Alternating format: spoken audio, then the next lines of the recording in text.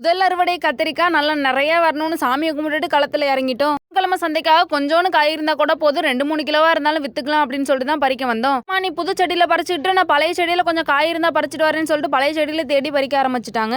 கத்திரிக்காய் தோட்டத்துல யாராவது கத்திரிக்கோலை வச்சு கட் பண்ணி பார்த்திருப்பீங்களா?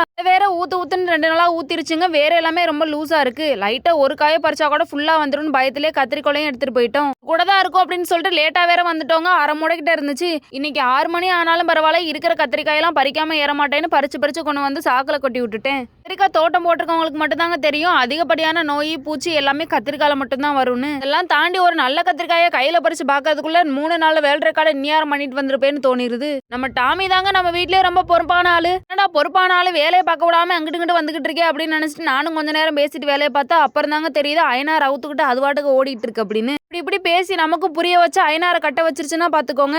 நம்ம மாடுங்களை பொறுப்பா பாத்துக்கிறதே நம்ம டாமி மட்டும்தாங்க.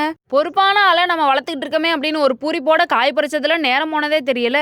காய் எல்லாத்தையும் பறிச்சு முடிச்சுட்டு எங்க அம்மா புல்லட்ல வெயிட் பண்ணிட்டு இருந்தாங்க. தூக்கி கொண்டே வச்சு விட்டோம்னா வீட்டுக்கு கொண்டு போயிருவாங்க அப்படின்னு சொல்லிட்டு தூக்கி வச்சு விட்டாச்சு.